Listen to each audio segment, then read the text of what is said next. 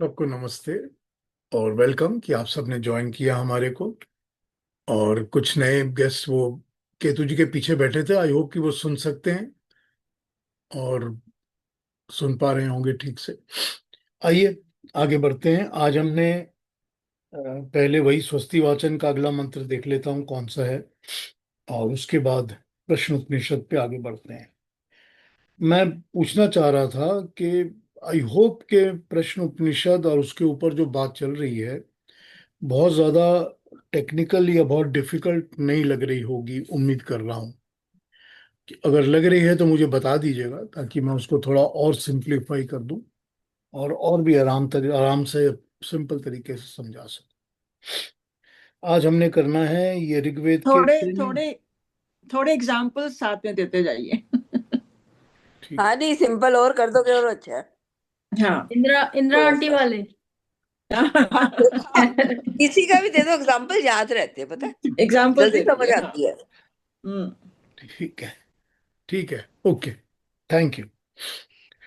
आज हम करने वाले हैं नंबर 19।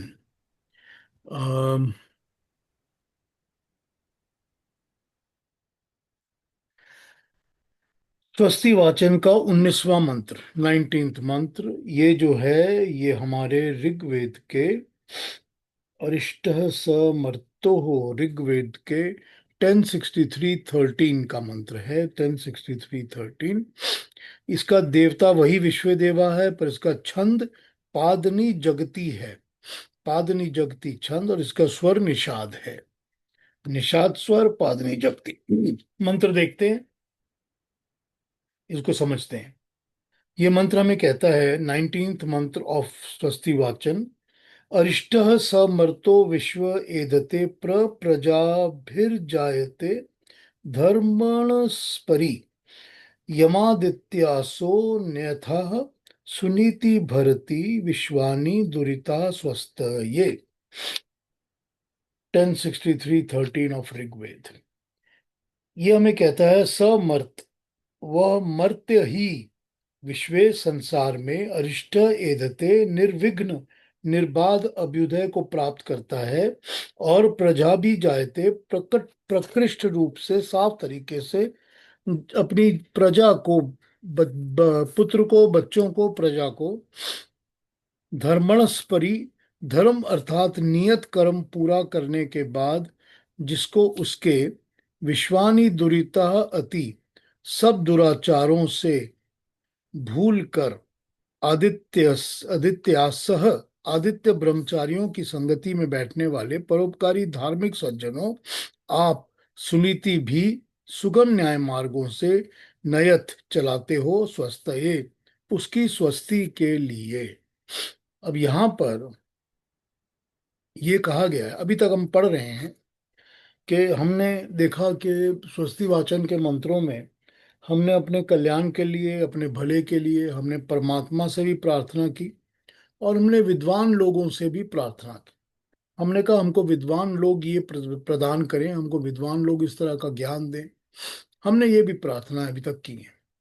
अब यहाँ पर जो विद्वानों से ज्ञान प्राप्त करते हैं उससे क्या होता है, उससे भला कैसे होता है। तो जो विद्वान हमको ज्ञान देंगे उनका एम क्या होना चाहिए, और हम जो कि विद्वानों से ज्ञान प्राप्त करेंगे तो हमको उसका फायदा या उसका लाभ क्या होगा, ये इस मंत्र में हमें बताया गया है। इसका भाव ये है कि अपने परम अनुग्रह से सब दुराचारों को ध्यान में न रखकर, दुरितों को छोड़कर, जिस पुरुष को हे आदित्यासह शुद्ध चरित्र पुरुष आदित्य ब्रह्मचारी आप न्याय के सुगम पथ का पथिक बनाते हो, वही मनुष्य धर्मानुष्ठान से चारों ओर अपनी प्रजा अर्थात संबंधी जनों में खूब प्रसिद्ध होता है। इस प्रकार वह विघ्न बाधाओं से मार न खाता हुआ संसार में आगे बढ़ता है। अब यहाँ पर जिसको भी आदित्य ब्रह्मचारी विद्वान लोग, जिसको भी इस दुनिया में निर्विघ्न निर्बाध अभ्युदय प्राप्त कराते हैं, मतलब ज्ञान का वो रास्ता जो कि जिसमें किसी किस्म की कोई बाधा नहीं होनी चाहिए, ज्ञान का वो रास्ता जिसमें बाधा नहीं होनी चाहिए, और प्रकृष्ट रूप से उसके अपने फैमिली प्रजाओं सबके भले के लिए, यानी यज्ञमय रूप से, सिर्फ अपने लिए नहीं, स्वार्थ में नहीं, सबके प्रजा के सबके भले के लिए, for the good of everybody. धर्मणस्परि मतलब नियत कर्म को अपने धार्मिक तरीके से, जो मेरा स्वधर्म है, जो मेरा करने लायक कर्म है, उसको पूरा करते हुए, और सारी बुरी चीजों को, दुराचारों को भूल कर, कोई भी गलत काम ना कर कर, गलत काम की तरफ जो मेंटालिटी होती है उसको भी भूल कर, ठीक, और उसको, और दूसरे लोगों की बुरी चीजों पर भी नजर नहीं डालकर, उन पर भी नजर मत डालो, उनको भी क्षमा कर दो, माफ कर दो, ठीक है। आदित्य सा, आदित्य ब्रह्मचारियों की संगति में बैठने वाला जो सज्जन होगा, सुनीति भी, वो अच्छे रास्ते से, अच्छी नीतियों को फॉलो करता हुआ, अच्छे प्रिंसिपल्स को फॉलो करता हुआ, अच्छे लॉज को अच्छी तरीके से फॉलो करता हुआ, न्याय मार्ग से चलता हुआ, सबके भले के लिए वो काम करता है, तो उसका अपना भला भी उसी में होता है, ठीक। अब ये पॉइंट्स समझ में आ रहे हैं। यहाँ पर यह बताया गया है कि जिस मनुष्य को आदित्य ब्रह्मचारियों की संगति, सत्संगति, पुरुष उसकी सब दुष्ट प्रवृत्तियों को दूर करके सुनीति युक्त मार्ग पर ले जाते हैं, वो किसी से पीड़ित न होता हुआ संसार में उन्नति करता है, और धर्म पूर्वक बाल बच्चे बंधु बांधव मित्रों सहित खूब फलता फूलता है। सब दुरितों को, बुरी बातों को वो छोड़ देता है, तभी वो अच्छे पथ पे चल सकता है, अच्छे रास्ते पे चल सकता है। अपने उत्तम आचरण से वो सुमार्ग दिखाता हुआ, लोगों के बीच में अरिष्ट हार नहीं मानता हुआ संसार में आगे बढ़ता है। अब ये चीज जो है, यही हमको इस मंत्र में बताई गई है।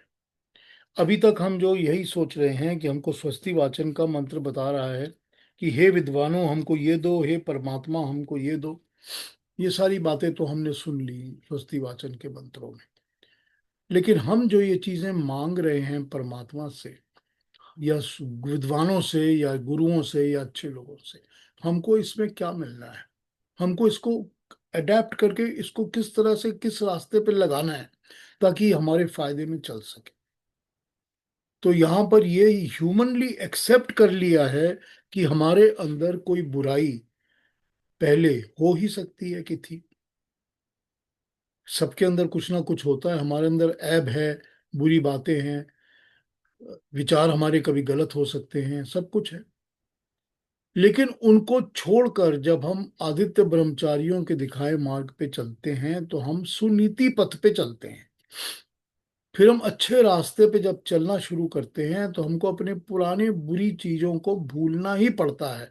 उन विचारों को, उन थॉट्स को दिमाग में नहीं आने दे सकते आप, उनको आप बाहर घसीट के निकाल दीजिए आप, और अच्छे रास्ते को अपनाइए।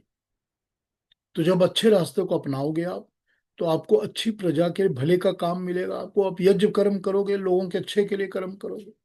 तो वही बातें, जो बातें हम कई बार सुन चुके हैं, कई बार कह चुके हैं, प्रिंसिपल्स वही हैं सारे, वही प्रिंसिपल्स हैं। इसमें कोई हेर फेर बदल नहीं है, कोई रॉकेट साइंस नहीं है, वही सब कुछ है, हमें पता है। हमने वही गीता में सुना है, वही हमको वेद सुना रहे हैं, वही हमको स्वस्ति वाचन के मंत्र बता रहे हैं। तो ये वाला मंत्र हमको स्वस्ति वाचन का हमको ये बता रहा है। अब आगे बढ़ जाएंगे हम अपने प्रश्न उपनिषद के ऊपर। अगर उसके पहले स्वस्ति वाचन के इस मंत्र पे किसी ने कुछ कहना पूछना हो तो पूछ लीजिए। कोई मन में ख्याल आया हो या कुछ कहना पूछना हो तो बताइए।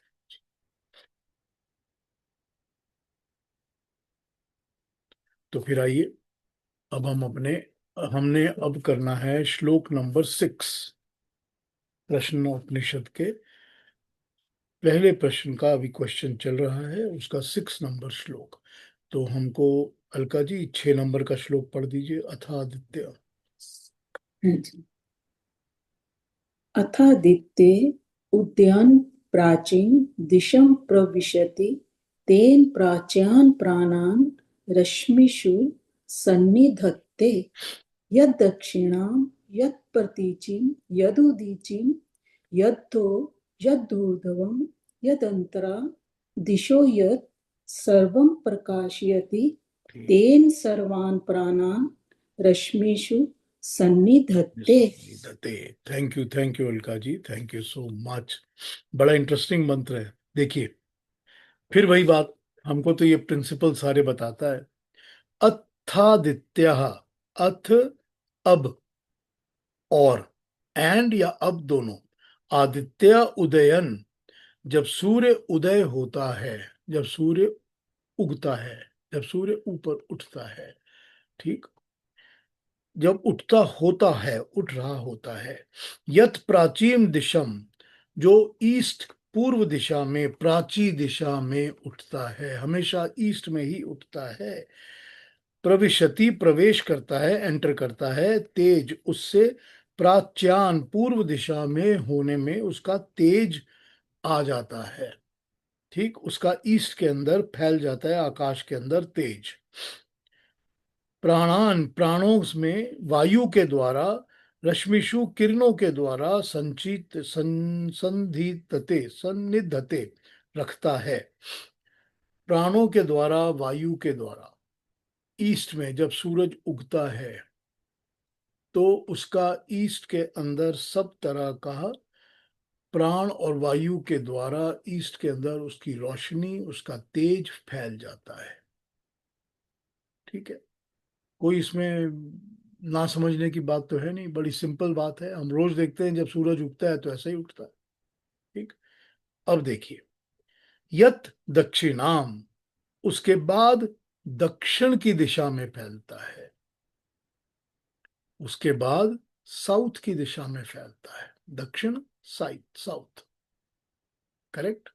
अगर आप ईस्ट को फेस करते हैं, अगर आप ईस्ट की तरफ मुंह रखते हैं, जो दाहिनी होती है इसको दक्षिण कहते हैं। दाहिनी, राइट, जो दाहिना हाथ होता है उसको दक्षिण कहते हैं, और वो साउथ साइड होती है हमेशा। तो इसके बाद, ठीक है, यतः दक्षिणाम, यतः प्रचीतिम, फिर प्राची मतलब पश्चिम में, प्रतीची, प्रतीची में पश्चिम में, और उसके बाद उदीची यानी उत्तर में।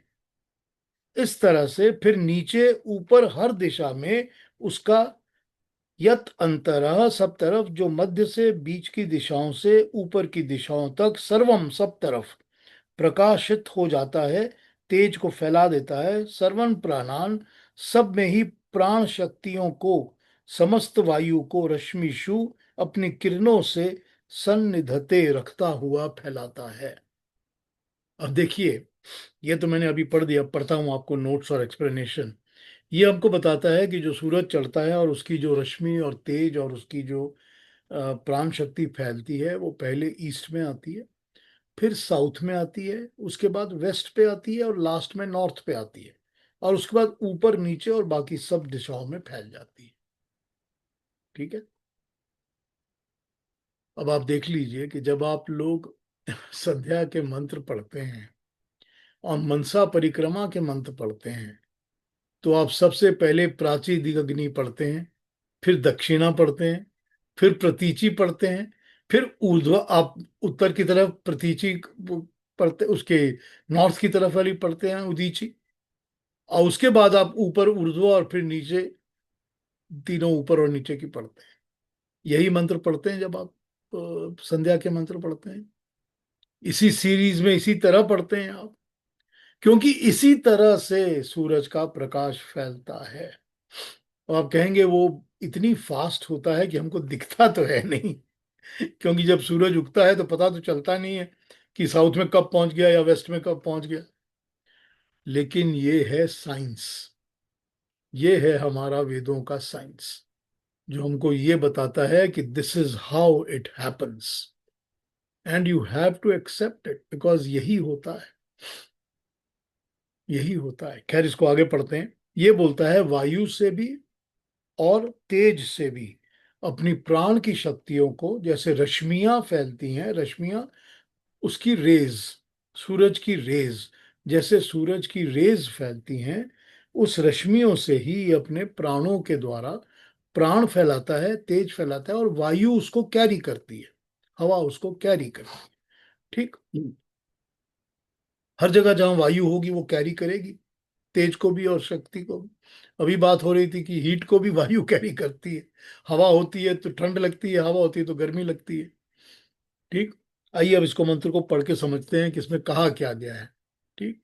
ये कह रहा है जैसे सूर्य पूर्व से उदित होकर पहले पूर्व दिशा के पदार्थों को प्रकाशित करता है, उसके बाद दक्षिण, फिर पश्चिम, फिर ऊपर नीचे उत्तर, इन सब दिशाओं में फैलकर सब और के पदार्थों को वो प्रकाशित करता है। सूर्य की ये किरणें उसकी प्राण शक्ति हैं। ये सूर्य की प्राण शक्ति है। वो अपनी प्राण शक्ति से रश्मियों को संयुक्त करके विश्व के हर कोने में सर्वत्र फैला देता है। अब वो संयुक्त करके, कलेक्ट करके सारे विश्व में, सारी सारी के सारी क्रिएशन में फैला देता है, हर कोने में फैला देता है। ऋग्वेद में इसको ऐसे समझाया है 10:129:5 में। 10:129:5 ऋग्वेद में कहा है कि जैसे सूर्य की रश्मियां जब फैलती हैं तो हर तरफ बराबर प्रकाश फैला देती हैं, हर दिशा में पहुंचकर, वैसे ही प्राण की शक्ति जब परमाणुओं पर धारण होती है तो वह सब और फैले परमाणुओं पर चढ़ जाती है, और सृष्टि रचना के लिए ये परमाणु बीज बन के काम करने लगते हैं।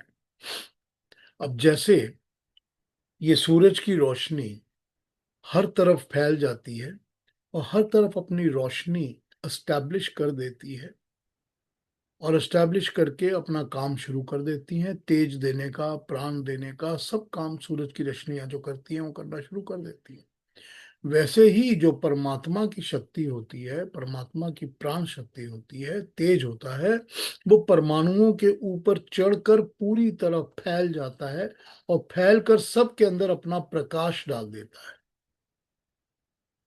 अब ये हमको समझने के लिए सिमिली दी गई है, एग्जाम्पल दिया गया है। अब देखिए अब आप लोग प्रश्न पूछ सकते हैं, तो ये पूछेंगे कि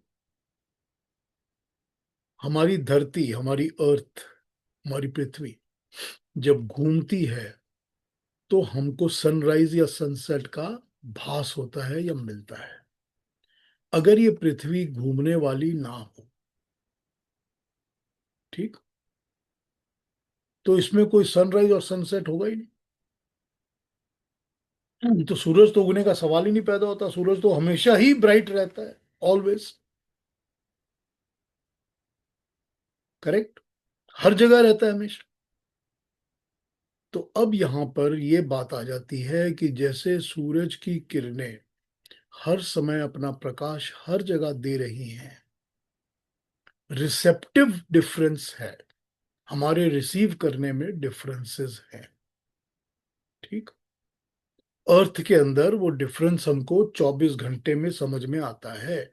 किसी दूसरे प्लेनेट में वो 2 साल बाद समझ आता है। कल केतु जी ने बड़ा इंटरेस्टिंग क्वेश्चन पूछा था।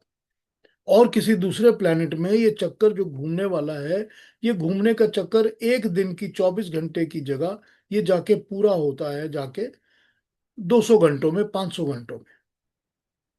तो उनके वहां पर कैसे सूरज का क्या एक्टिविटी, क्या ये चीज समझने के लिए सिर्फ यही है, यहां पर यही समझने की बात है कि हम रिसेप्टिव हैं, हम उसको रिसीव कर रहे हैं।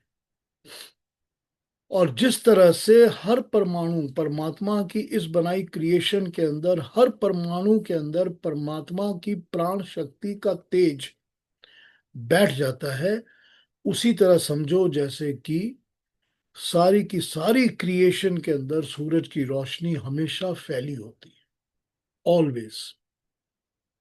वो सूरज की रोशनी ही सारी की सारी क्रिएशन में प्राण शक्ति दे रही है। अब वो रात के समय जब सूरज की रोशनी हमको नहीं मिल रही, तो भी तो हमको प्राण शक्ति तो मिल ही रही है। तो भी तो हमको वो प्राण जो है वो बाउंस करके वाया मून मिल जाता है ना, या फिर वो दूसरी तरह से मिलने लगता है। बिकॉज उसकी शक्ति, उसकी प्राणों की किरणों की शक्ति तो हर समय एटमॉस्फेयर में घूम रही है। तो जैसे सूरज के साथ हमने एग्जाम्पल के लिए यूज किया है, उसी तरह से हम यहाँ पर समझते हैं कि परमात्मा की प्राण शक्ति इस सृष्टि और क्रिएशन के अंदर सब जगह फैली हुई है, हर परमाणु के ऊपर चढ़ी हुई है, आरूढ़ है, समाई हुई है। ठीक, इतनी बात तो समझ में आ गई, इसमें तो कोई कंफ्यूजन नहीं होना चाहिए। अब कल जो इंटरेस्टिंग क्वेश्चन पूछा था केतु जी ने, ये तो सच है कि जो बाकी के जो प्लैनेट्स हैं, कि अब जुपिटर के पास तो 7 मून है, सैटर्न के पास मून नहीं है, या इसके पास और भी हैं, ये तो बिल्कुल सच है, ये करेक्ट है।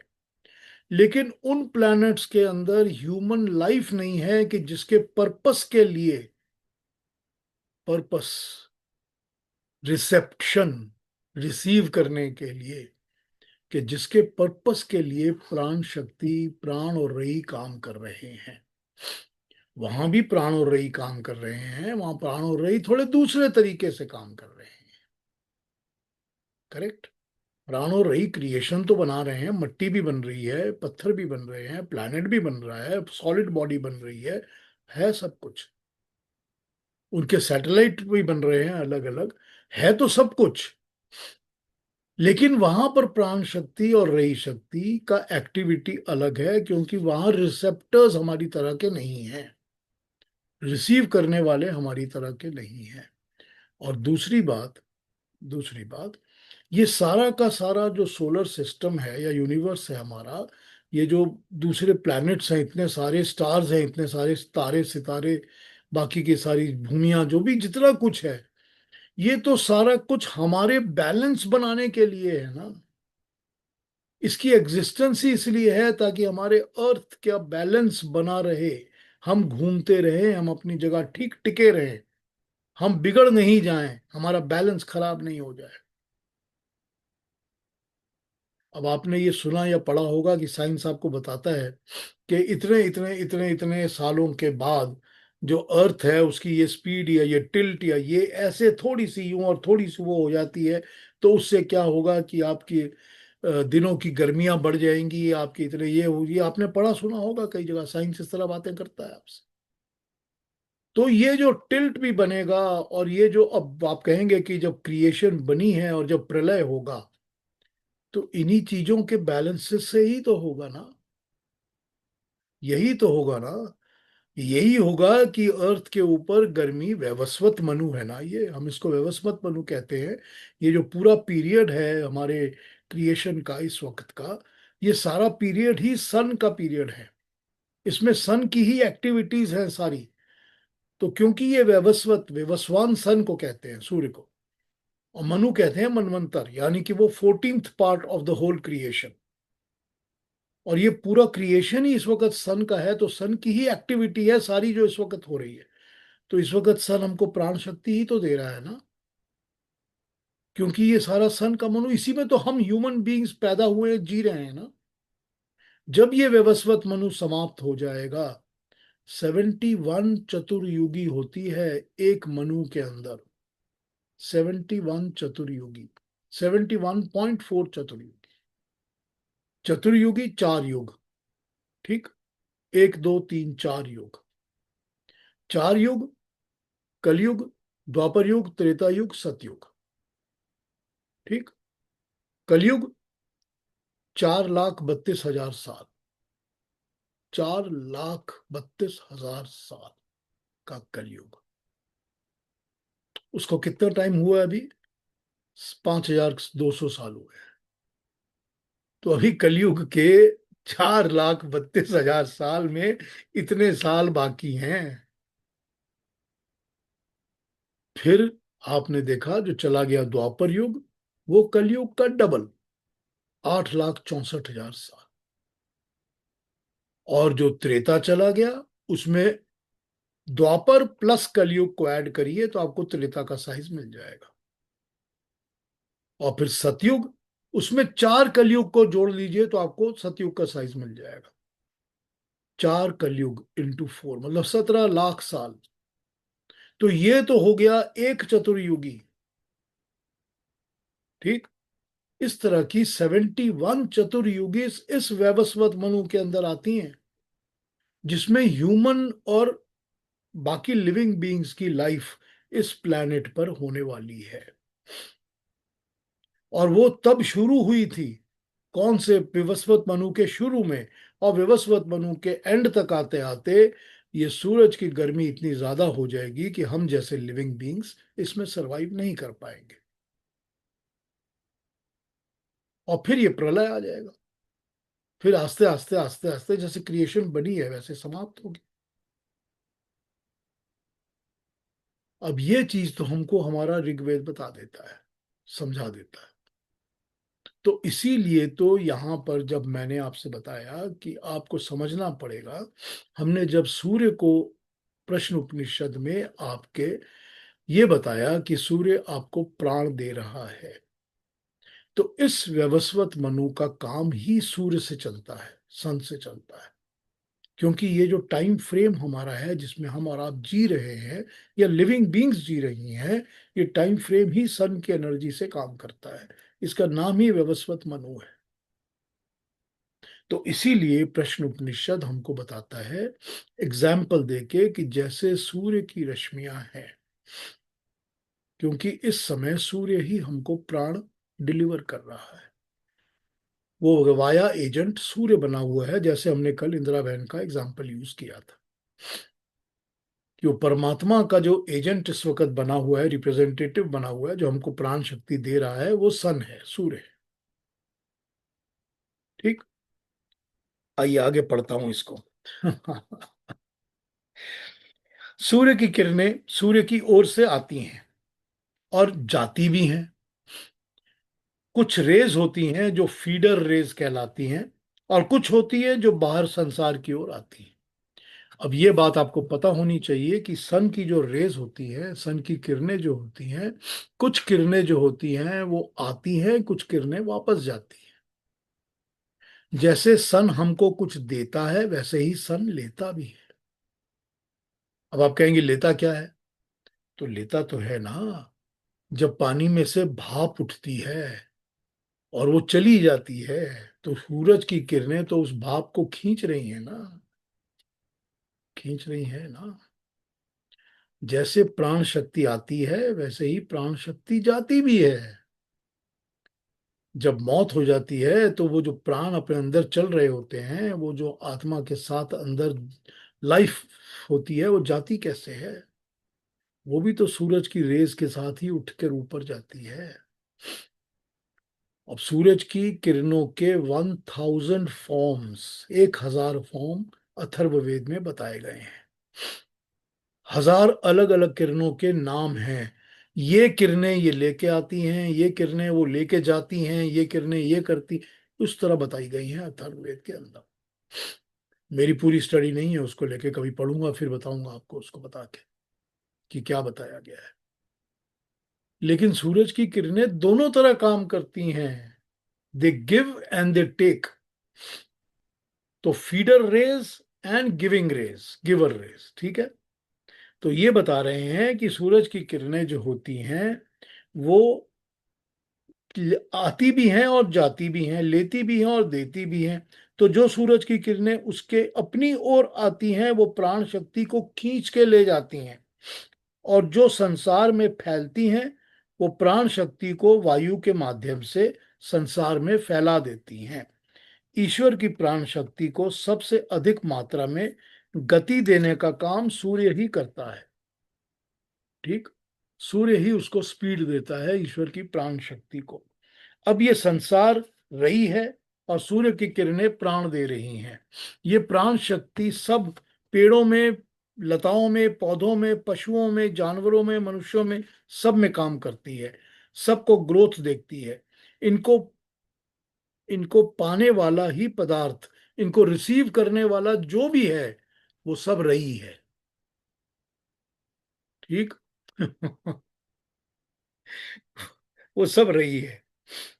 इनको पाकर ही जीवन का जीव होता है, वनस्पति का, पेड़ों का, सबका भोग करने का सामर्थ्य बन जाता है। ये सब रही है और प्राण शक्ति से ही चल रहे हैं, प्राण शक्ति को ही पा रहे हैं।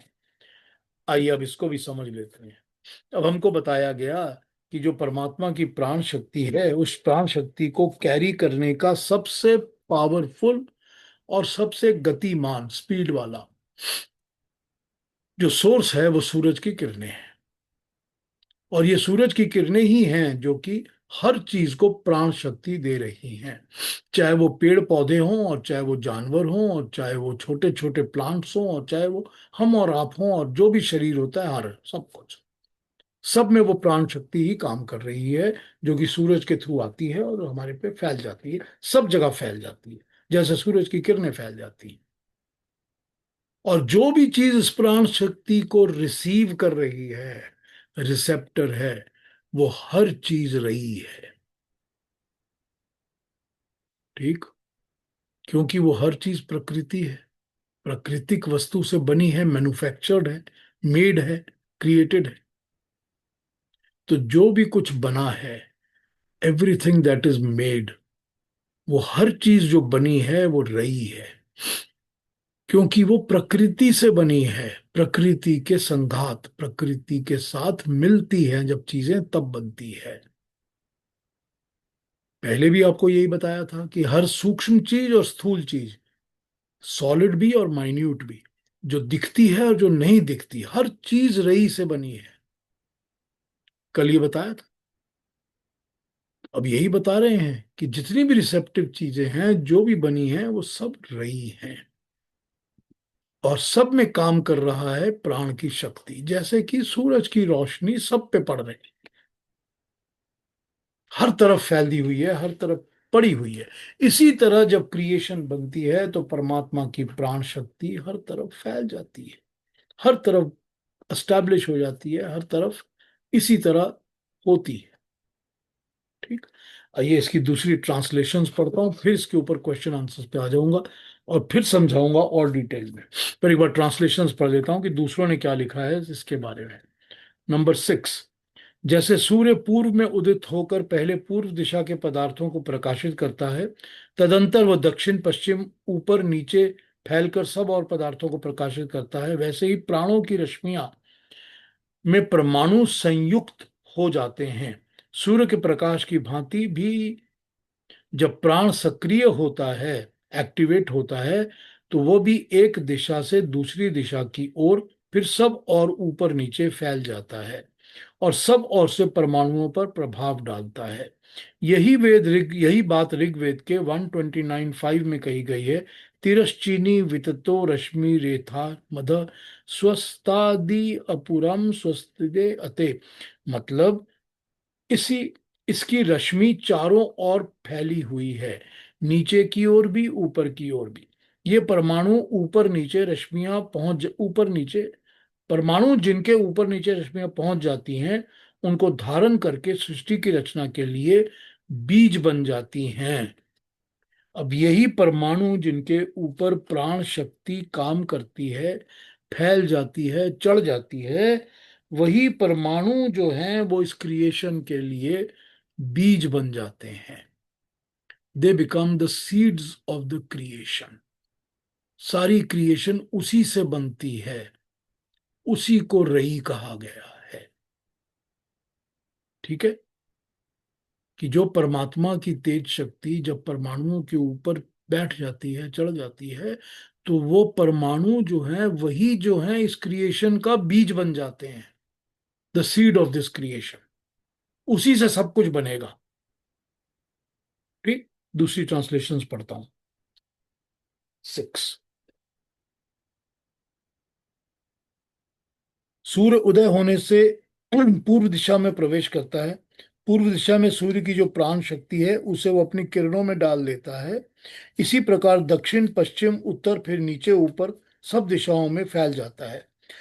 अपनी जिस प्राण शक्ति से सूर्य सब कुछ प्रकाशित करता है, उसी सारी प्राण शक्ति को वो अपनी किरणों में डाल देता है। सूर्य अपनी प्राण शक्ति को किरणों में डाल देता है, और किरणें विश्व के कोने कोने में पहुंचकर प्राण शक्ति का हर तरफ वितरण करती हैं या फैला देती हैं। और भी देखते हैं वो।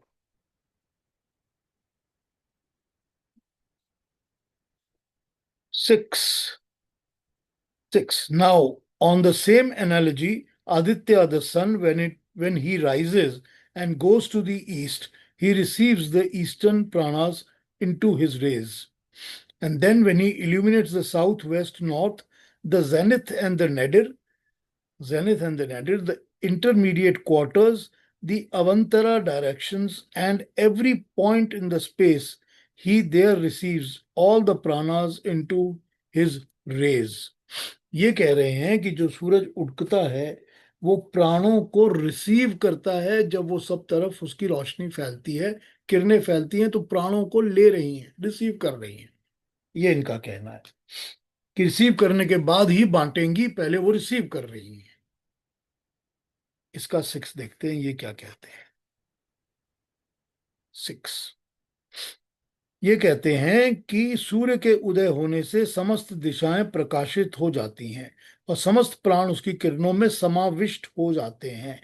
प्राण के किरणों में समाविष्ट होने का अभिप्राय 2 प्रकार से है। ईश्वर प्रदत्त गति शक्ति प्राण सबसे अधिक मात्रा में सूर्य में रहा करती है, और यह कि पृथ्वी के चारों ओर का स्थित वायु किरणों के मेल से शक्तिमय होकर उपयोगी हो जाया करता है। अब इसको समझते हैं कि ये 6 हमको क्या बता रहा है। ये हमको बता रहा है कि let us now understand the principle of what it is saying.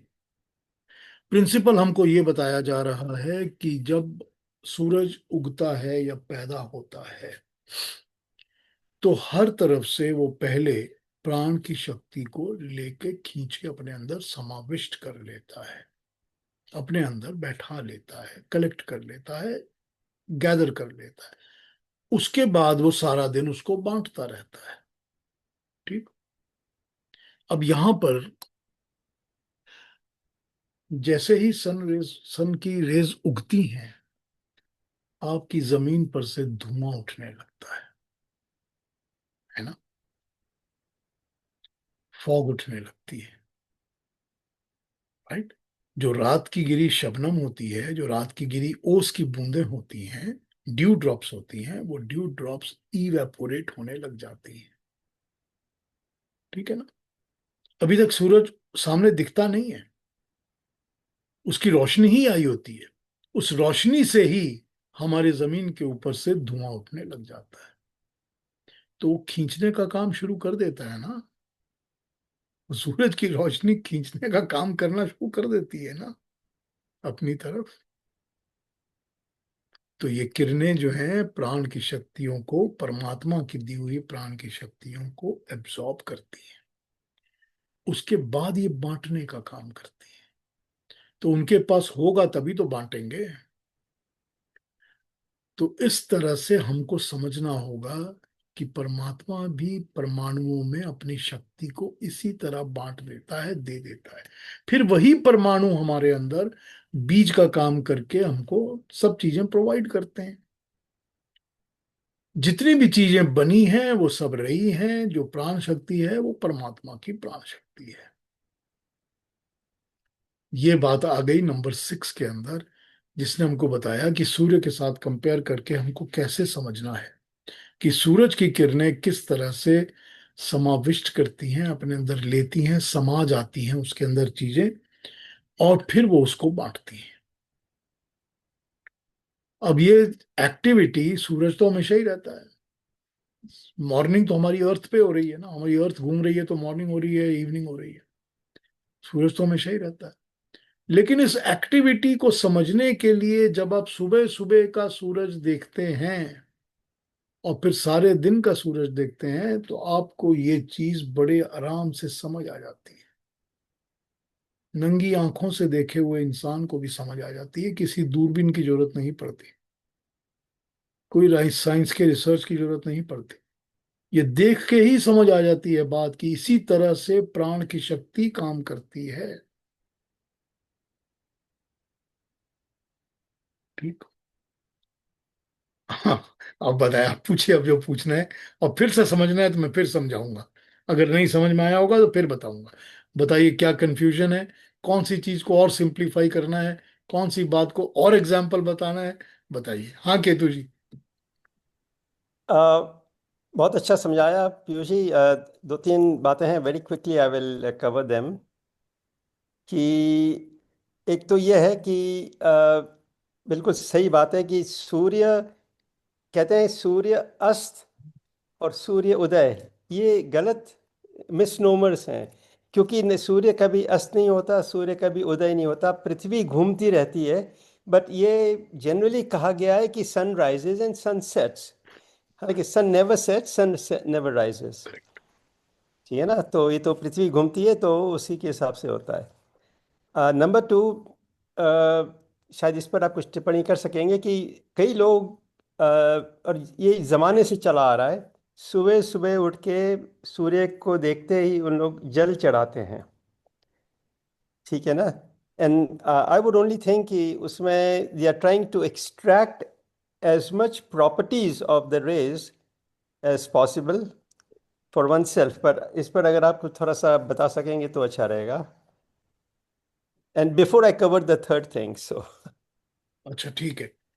देखिए, जो सूरज को जल चढ़ाना होता है वो उसके लिए एसेंशियल होता है कि सूरज उठ चुका हो, राइट। आपको सामने दिख रहा हो। हम्म, ठीक है, तब लोग जल चढ़ाते हैं, पानी ऐसे ऊपर उठा के पानी डालते हैं और उसके थ्रू वो सूरज को देखते हैं। हम्म। ठीक है, तो अब उसको समझने की कोशिश करिए। पहली बात तो यह है कि सूरज की जो किरणें हैं, सुबह की किरणें, वो हमारे लिए बहुत अच्छी होती हैं। उसको देखना या उसको एब्जॉर्ब करना अपने लिए, शरीर के लिए बहुत अच्छा होता है। अब दूसरी बात यह है कि जब हम जल चढ़ाते हैं तो होता यह है कि उसमें एक प्रिज्म इफेक्ट हो जाता है पानी में। प्रिज्म इफेक्ट का मतलब होता है कि उसमें वो सारे रेनबो के रंग आ जाते हैं पानी के अंदर, जो कि सन देता है। और वो उस वक्त सुबह सुबह हमारी आंखें उसको एब्जॉर्ब करती हैं। तो हमारी आंखों के लिए और हमारे माइंड के लिए बहुत हेल्दी होता है वो, कि अर्ली मॉर्निंग में जब आप उन रेज को देखते हो या अडॉप्ट करते हो या सन के उन 7 रंगों को देखते हो, प्रिज्म को पूरा एब्जॉर्ब करते हो अपनी आंखों में, तो it is very healthy for your eyes and very healthy for your brain and mind. तो जो जल चढ़ाते हैं सुबह सूरज को, तो उसका एक तो ये फायदा होता है। ठीक है, मैं उसका रिलीजियस या दूसरा फायदे की अभी बात नहीं कर रहा हूँ। डॉक्टर साहब कुछ कहना चाहते हैं, सुन लेते हैं। हाँ डॉक्टर साहब कहिए, आप अनम्यूट कर लीजिए। ये जो केतु जी ने ये प्रश्न पूछा है, उसमें कुछ साइंस भी है कि जब आप पानी चढ़ा रहे हैं तो पानी ऐसे जाता है, जैसा कि पीयूष जी ने बोला कि प्रिज्म इफेक्ट हो जाता है या पैराबोला की तरह। उससे क्या है कि कुछ किरणें जो है सूर्य की, वो हार्मफुल है हमारी आंखों के लिए। जैसे ही कहते हैं सूर्य ग्रहण पे सूर्य की ओर मत देखो, क्योंकि वो जो किरणें हैं वो हमारी आंखों को डैमेज करती हैं। तो जब ऐसे करते हैं तो सिर्फ अच्छी किरणें आंखों पे पड़ती हैं, जो डैमेज करने वाली हैं वो नहीं पड़ती। This is one of this my way of explaining scientifically, कि ये हमारे पुरखों को पता था, लेकिन आज तक किसी और को पता है या नहीं ये मुझे नहीं मालूम। लेकिन वो मानना नहीं चाहते, क्योंकि ये हिंदू फिलॉसफी का है। वो फिल्टर हो जाती हैं, जो हाँ, डैमेजिंग रेज हैं वो फिल्टर हो जाती हैं पानी वो के द्वारा। रिफ्लेक्ट हो जाती है ना, क्योंकि ऐसे पैराबोला की तरह वो उधर चलेगी, लेकिन उनके एंगल पे डिपेंड करता है। गुड, थैंक यू डॉक्टर साहब। केतु जी, आपको जवाब मिल गया हाँ जी, दोनों बिल्कुल दोनों बिल्कुल, तरह से। बहुत बहुत बहुत धन्यवाद। अब आपका तीसरी बात। और दूसरी बात यह है कि ये जो आप कह रहे हैं कि सूर्य अस्त नहीं होता, हमारे लिए अस्त हो गया। सूर्यास्त और सूर्योदय धरती के लिए वो निकला है और चला गया। निकला नहीं, लेकिन हमारी धरती ऐसे घूमी कि हमें लगता है कि वो निकला है। जी, हाँ जी, नहीं, सुनिए जी, ये बात अगली बिल्कुल बात। सही है। हमारे लिए पृथ्वी में जो लोग रहते हैं उनके लिए सूर्यास्त सूर्योदय हो गया। हाँ टेक्निकली टेक्निकली नहीं होता है, बस यही था फर्क जी। दोनों में। ठीक है ना, so it is the way we look at it. Last point ये कहना था कि जैसे सूर्य है, उसका उसकी किरणें तो देखा जाए तो पूरी यूनिवर्स में पड़ती हैं। सो जितने भी हमारे 9 प्लैनेट्स गिनते हैं हम लोग, mercury, Venus, earth, Mars, Jupiter, Saturn, Uranus, Neptune and Pluto, ये 9 प्लैनेट्स हैं। तो ये 9 planets from the point of astrology they cover 12 ग्रह, 12 जोडियक जोन्स। zodiac zones.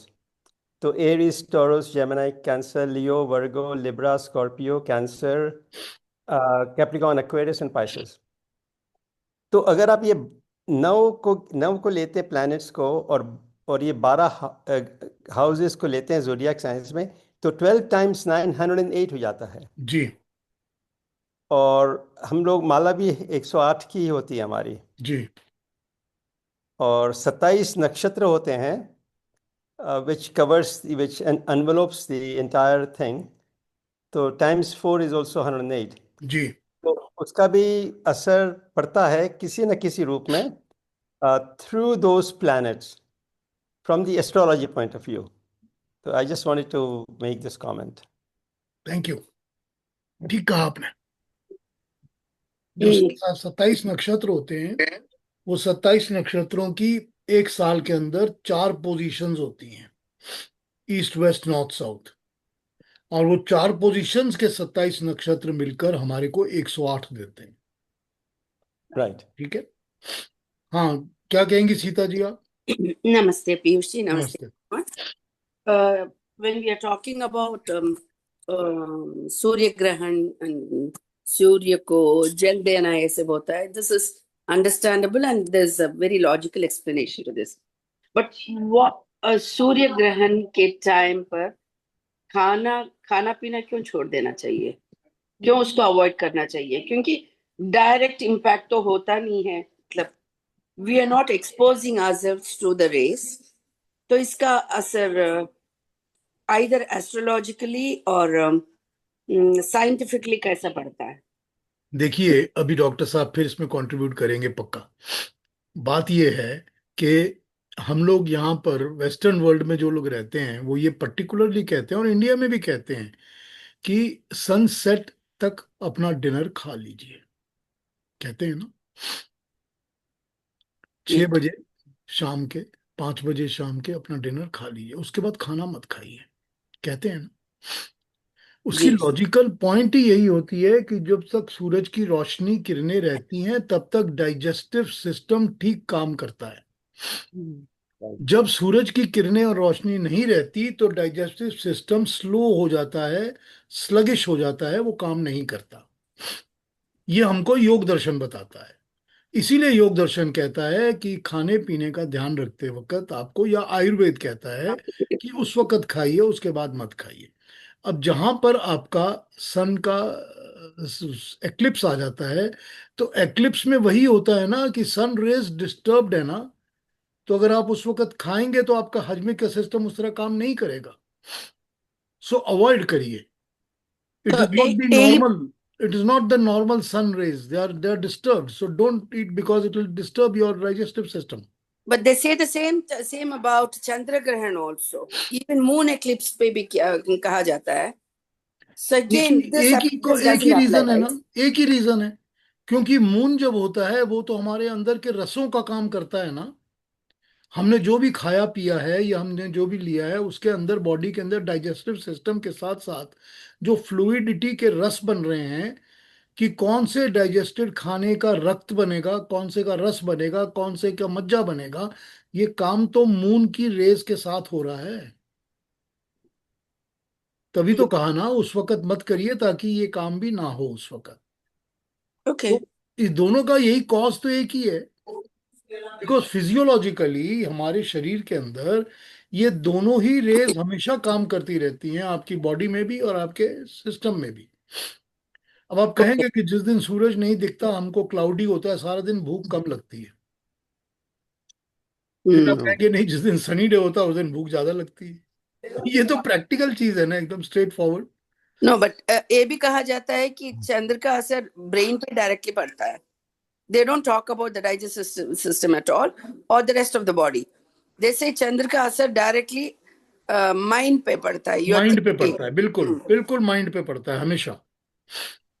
बिल्कुल So, ठीक कहा आपने।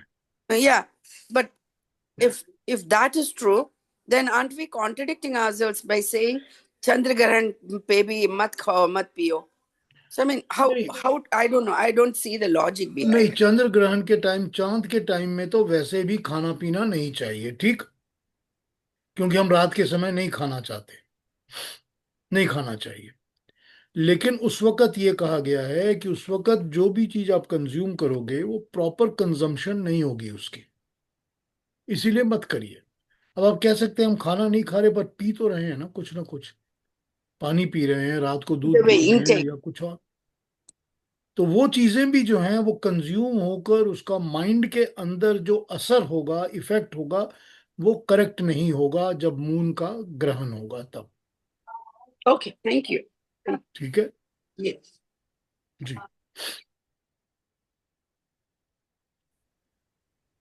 हाँ जी, और कोई कुछ कहेंगे? Any more questions about today's talk या अबाउट एनीथिंग वी डिस्कस्ड? कुछ और पूछना है किसी को या कोई कमेंट्स ऐड करने हैं? ये चंद्र का जो चंद्रमा का जो मून का जो इफेक्ट्स है, वो तो पृथ्वी पर पड़ता ही है। खास करके ज्वार भाटा हम लोग ने सुना है, जब waxing and वेनिंग of the moon. तो तो जिस प्रकार से आजकल देखें, हम लोगों को वाईफाई दीवार के थ्रू आ जाती है। कहीं भी हम लोग वाईफाई का डिवाइस लगाते हैं, कहीं से भी कहीं से आ जाती है। It penetrates through the wall, ठीक है ना। गाड़ी में बैठे हैं तो भी कहीं से ना कहीं से it picks up the signal and comes up. तो मेरे ख्याल से इसी तरह से मून के, चंद्रमा के भी जो इफेक्ट्स हैं, रेज के जो इफेक्ट्स हैं, जो कि समुंदर पे पड़ते हैं, जिस समुंदर में ज्वार भाटा होता है, तो वो समुंदर पर ही नहीं लिमिट रहती। It covers the entire planet. तो असर तो पड़ता ही है माइंड पे, और खाने पर भी असर पड़ता होगा। ये तुझी मैं ऐसे लोगों को जानता हूँ, I have known such people, जो मुझे बताते थे कि फुल मून और नो मून के रातों में और इन दिनों में उनकी बॉडी के लिक्विड और उनके प्रेशर में फर्क पड़ता है, उनके बॉडी के ब्लड प्रेशर्स में फर्क पड़ता है। वो ज्वार भाटा जैसे आप बोल रहे हो ना, हर एक बॉडी के अंदर जो हमारे लिक्विड और पानी होता है, उस पानी में असर में फर्क होता है। मून के साथ हमारा, मून से ही कंट्रोल होता है सारा हमारी बॉडी का फ्लूइड, पानी। तो ये चीजें सबके, अब ये दूसरी बात है कि हम और आप और सब इंसान इस चीजों को रोज सुबह शाम इसको फील नहीं करते हैं, हम लोग नहीं फील करते हैं, या यूं कहिए कि फील कर करके हमको इसके फील करने की वो चली गई है, ये हम कह सकते हैं। लेकिन कई लोग ऐसे होते हैं जो इन चीजों को फील करते हैं, उनको उनकी बॉडी में इस चीज का समझ में आती है कि इस वक्त ज्वार चल रही है, इस वक्त भाटा चल रही है। और कलकत्ता में तो बड़ा मजा आता था, मैं जब रहता था तो कहते थे कि आओ गंगा की नदी के किनारे आके खड़े हो जाओ, इतने बजे ज्वार है, इतने बजे भाटा है, और आप खड़े होकर देखते रहो, आपको दिखता है 8 फुट पानी ऊपर आ गया, 8 फुट पानी नीचे चला गया, वो दिखता है आपको आंखों के सामने, इतना इंटरेस्टिंग लगता है देखने में। तो ये तो पानी की तो सारी चीजें मून के साथ ही कंट्रोल होती है ना। Moon controls the water levels everywhere and also it, उसका असर सीधा माइंड पर होता है, मन के ऊपर। ट्रू। हाँ जी, और कोई कुछ पूछेंगे, कहेंगे, कोई कंफ्यूजन है तो क्लियरिफाई कर लीजिए प्लीज, आज की क्लास का जो कंफ्यूजन हो। वैसे जो आप हमारे कह रहे हैं ज्वार और भाटा का, अब ये उनको कैसे मालूम है ये मालूम नहीं, लेकिन अगर यदि फ्राइडे को फुल मून होता था तो इमरजेंसी के लोग कहते थे, नर्सेज आते, आज तो बहुत क्रेजी लोग आएंगे, और उनके पास कुछ होगा लिख पुराने एक्सपीरियंस से, लेकिन ये कहते हैं था। कि फ्राइडे अगर फुल मून है तो तैयार हो जाओ साइकाट्री वार्ड खोलने के लिए। अब कितना सच है कितना झूठ है मुझे मालूम नहीं, लेकिन हर महीने में एक दिन तो ऐसा होता ही है। हाँ, कोई कोई फ्राइडे को काम नहीं करना चाहता था कि आज। हाँ जी। और हमारे खास कर हमारे खास हमारे करके जब इंडिया में तो सारे त्योहार, calendars, everything is based on lunar, हाँ, लूनर कैलेंडर ही होता है मोस्टली सारा, मून उस पे ही एवरीथिंग इज चलता है, लूनर। चांद पे ही चलती हैं सारी। हाँ, मून सारे पे ही है। त्योहार, रिवाज, सब कुछ उसके ऊपर ही बेस्ड हाँ, है। कुछ पूर्णिमा में है, कुछ अमावस्या में है, सब कुछ है।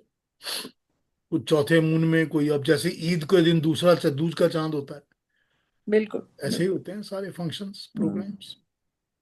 तो मैंने कोई और क्वेश्चंस आज के बारे में, कोई डाउट्स हो तो क्लैरिफाई कर लीजिए प्लीज। जो बात हुई है आज सूरज की, प्राण की जो बात हुई है उस बारे में कुछ भी पूछना हो पूछ लीजिए।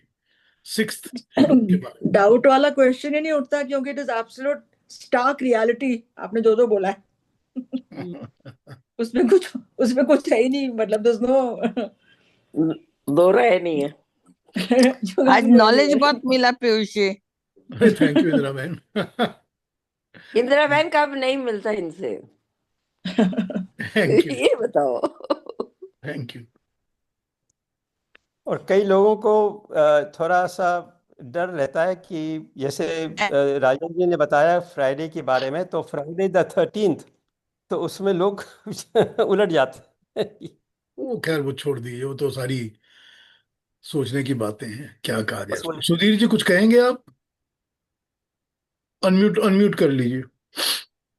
I have a different question, but I Go think ahead. this no next time because कल की बात से मेरा कुछ चल रहा था वेदांत के बारे में। अच्छा पूछ लीजिए, कोई बात नहीं, हमारे पास टाइम है, टाइम है we हमारे talk पास, about the पूछ लीजिए, screen and all the things. So पूछ लीजिए, टाइम है हमारे पास अभी। okay, so the thing is that वेदांत में सबसे ज्यादा जो भी है, we give the example of snake and the rope,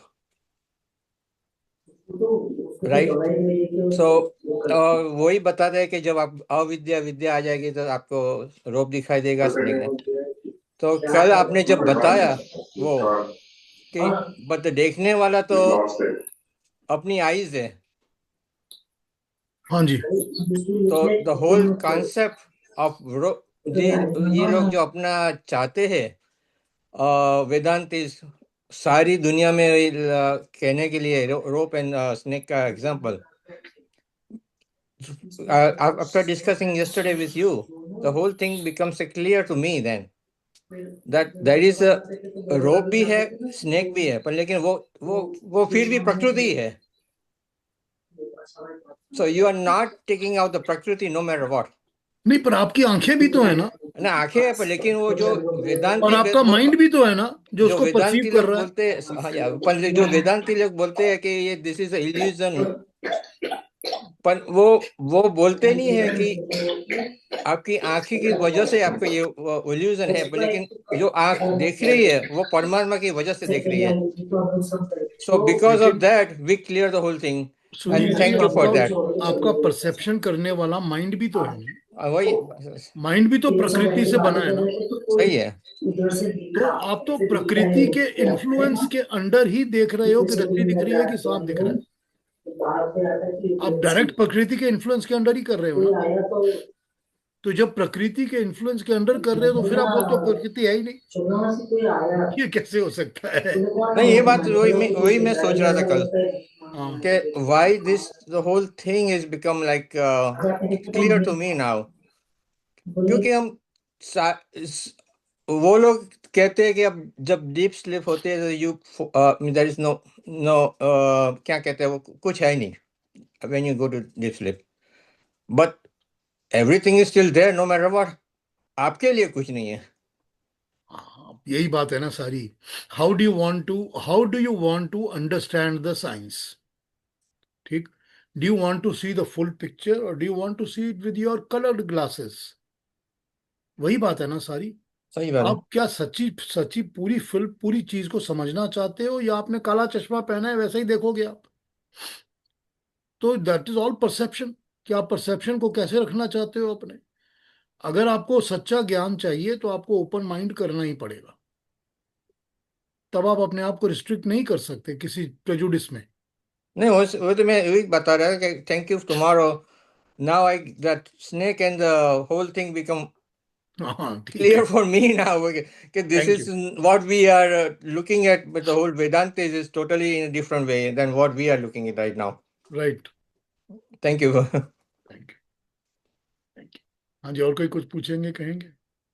any more comments आज की बात के ऊपर? या हाँ, सीता जी क्या कहेंगी, बोलिए। No, I just want to, I mean, after listening to all the discussion, interestingly, one observation is that moon, which is in every positive side of our culture, दिमाग के लिए बुरा होता है, पागलों के लिए अच्छा होता है, दिमाग के लिए बुरा होता है, but we follow the lunar calendar for all positive and auspicious aspects. Sita ji, दिमाग के लिए बुरा नहीं होता है, दिमाग के लिए भी अच्छा होता है। As long as you are treating it properly and involving yourself properly, दिमाग के लिए तो बहुत अच्छा होता है, हेल्दी होता है, बुरा तो नहीं होता। Well, how do you explain this? Because as I understand, they say कुछ भी करो तो, I mean, again, there are two schools of thought. कुछ भी शुरू करो नया, कुछ auspicious thing, you start something new, some new venture. One school of thought says start it on a new moon day or no moon day. So do two different schools. Full moon day के दिन जब start करोगे तो it grows. But on the flip side, they say always start on a new moon day. अमावस्या के दिन start करो. So your venture grows with the growing moon.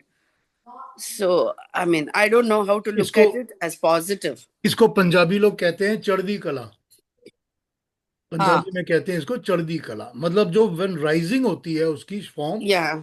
तो वो मून के, नो मून डे के अगर आप स्टार्ट करते हो तो आप राइज करते हो, उसके साथ ग्रो करते हो। See, ठीक but है, अब देखिए यहाँ पर तो you can say this that these are the, ये मान्यताएं, रिचुअल्स हैं जिसको हम फॉलो करते हैं। लेकिन दिमाग के साथ कनेक्शन अगर आपने एस्टेब्लिश करना है, जो आपका ओरिजिनल क्वेश्चन था, तो उसके लिए बहुत बार कहा जाता है ना कि ऐसे ऐसे डेज ऑफ मून में ऐसा ऐसा खाना खाइए और ऐसा मत खाइए, होता है ना। कई बार ये बातें हमने फॉलो की हैं जो आयुर्वेद में हमको बताई गई हैं। Mhm. तो जो चीज को आपको डायरेक्टली बताई गई है उसका कोई ना कोई असर मून के साथ उस दिन आपके बॉडी में होता है, इसलिए तो डिस्ट्रैक्ट किया गया है ना। Okay. तो वो फिर आपके असर अगर बॉडी पे नहीं होगा तो it doesn't matter to your brain, to your mind. Mind के लिए तो मून बहुत अच्छा, अगर आप फुल मून मेडिटेशन करते हो, जिस दिन पूरा चांद होता है उस दिन आप मेडिटेट करते हो, या नो मून मेडिटेशन करते हो, तो that's a very good day to meditate. हाँ, बहुत अच्छी मेडिटेशन होती है। exactly. So because you're trying to negate, I mean, the negative effects it has. That's how they describe it. नहीं नहीं नहीं, you are not trying to negate, you are trying to gain the positivities. तो बात एक ही हुई ना? Negate नहीं, negate और नेगेटिविटी को बाहर निकाल दीजिए, कोई है ही Uh, नहीं, हमको है ही नहीं, हमको तो और गेन करनी है, जो अच्छी चीजें हैं वो और भी लेनी है। हम पॉजिटिव तो पहले ही हैं, हम पॉजिटिव नहीं होंगे तो हम मेडिटेशन में बैठेंगे ही नहीं। ठीक, तो हम पॉजिटिव हैं तभी हम मेडिटेशन में बैठ रहे हैं, लेकिन मून हमारी मेडिटेशन की क्वालिटी को इंक्रीज और बेटर कर रहा है। yes, by तो ये default. हमारे दिमाग के लिए अच्छा है, पॉजिटिव है, इसमें नेगेटिव नहीं है कुछ भी। Okay. I mean, मतलब when they advocate new moon day and meditation to be done on that day, they refer to it as remove all the negativity. So by default, you're also building positivity, right? So when automatically it comes to life that yes, you're building positivity by negating the negativity. ठीक है, आप negative को highlight करके positive की बात करना चाहते हैं, करिए, को डजेंट मैटर। मेरे लिए तो नेगेटिव की बात करने की जरूरत नहीं है। I will talk on positive and becomes more positive for me. Don't talk about negative, it does not exist because I have already overcome. Okay. That's how I look at it. Okay. यदि 6 है और 10 हो गया तो positive है, लेकिन आप सोचें भी 6 भी तो, 6 तो कम है, तो कम नहीं, 6 is okay, 6 is better than 0। ठीक है, बिल्कुल। हाँ जी, और कोई बात? Any more questions, concerns? कोई और क्वेश्चन आया है सारे आज के डिस्कशन के बारे में? कोई चीज ना समझ में आई है, दोबारा समझनी है?